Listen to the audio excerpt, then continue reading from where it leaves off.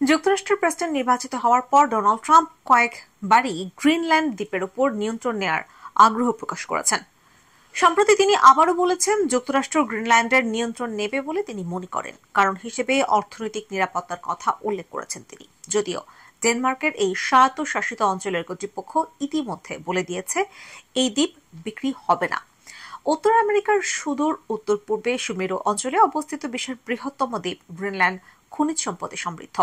দ্বীপটির এই বিপুল সম্পদ অনেকের আগ্রহের জায়গা, তবে এর খনিজ সম্পদের বেশিরভাগ অব্যবহৃত অবস্থায় আছে।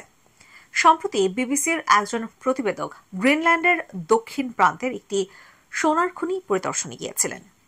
আমারক মিনারেলস নামের খনি কোম্পানির প্রধান নির্বাহী এলডোর ওয়ালফসনের সঙ্গী হয়েছিলেন তিনি। যন্ত্রচালিত একটি নৌকায় করে তারা যাত্রা করেন। পথে ওয়ালফসন ইশারায় দূরের একটি জায়গা দেখিয়ে বলেন, ওই যে অনেক উঁচু পর্বতগুলো দেখা যাচ্ছে, তা মূলত সোনা সমৃদ্ধ।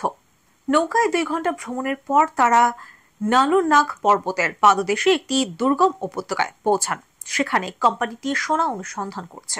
অন্যান্য মূল্যবান খনিজ সম্পদের জন্য আশেপাশের পার্বত্য এলাকা ও উপত্যকায়ও অনুসন্ধান চালাচ্ছে তারা। 10,000 বর্গ কিলোমিটারের বেশি জায়গা জুড়ে অনুসন্ধান চালানোর অনুমতি আছে তাদের। ওয়ালফসন বলেন, আমরা এখানে তামা, নিকেল ও বিরল মৃত্তিকা ধাতুগুলো খুঁজছি। এগুলোর অবস্থান অজানা এবং এখনো মনে করা হচ্ছে এগুলো একাধিক জায়গায় সঞ্চিত আছে। খনি কোম্পানিটির বেস ক্যাম্পে অস্থায়ীভাবে কিছু ভবন তৈরি করা হয়েছে। এছাড়া কিছু তাঁবুও খাটানো আছে। এসব ভবন ও তাঁবুতে কোম্পানির শতাধিক কর্মী থাকেন। তাদের কেউ গ্রিনল্যান্ডের, কেউ অস্ট্রেলিয়ার, কেউ যুক্তরাজ্যের সাবেক খনি শ্রমিক। বেস ক্যাম্প থেকে একটি সড়ক উপত্যকার দিকে উঠে গেছে। সেখান থেকে গাড়িতে করে বিবিসির প্রতিবেদক সোনার খনিটিতে পৌঁছান। সাদা রঙের খনিজ পদার্থ কোয়ার্টজের একটি স্তর এবং একটি রেখা দেখিয়ে ওয়ালফসন বলেন, এখানে দেখুন, পুরো জায়গায় সোনা, সোনা আর সোনা। এটি কি অস্বাভাবিক নয়? আমারক 2015 সালে এই খনি কিনেছে। এরপর গত দশকের বেশিরভাগ সময় তাদের কার্যক্রম পরিচালিত হয়েছে। তবে তখন সোনার দাম কমে যাওয়ায় এবং খনি পরিচালনার খরচ বেড়ে যাওয়ায় এটির কার্যক্রম বন্ধ হয়ে যায়। আমারও কর্তৃপক্ষের দৃঢ় বিশ্বাস খনিটি এখন লাভজনক হবে। চলতি বছর উত্তোলন বাড়ানোর পরিকল্পনা করেছে তারা।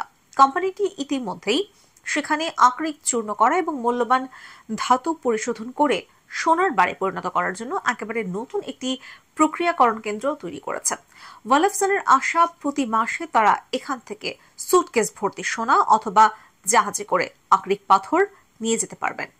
ওয়ালফসন মনে করেন, গ্রিনল্যান্ডের প্রচুর খনিজ সম্পদ এখনো অব্যবহৃত থাকায় দ্বীপাঞ্চলটি একটি অতুলনীয় সুযোগ তৈরি করে দিয়েছে। পশ্চিমা বিশ্বের আগামী কয়েক দশকে যে পরিমাণ খনিজ সম্পদের প্রয়োজন হবে তার সবটাই সরবরাহ করতে পারবে গ্রিনল্যান্ড। এমন সক্ষমতার ক্ষেত্রে এর ধারে কাছে নেই কেউ। এখন প্রশ্ন হলো, কেন সেখানকার সম্পদের প্রতি মানুষের এত আগ্রহ?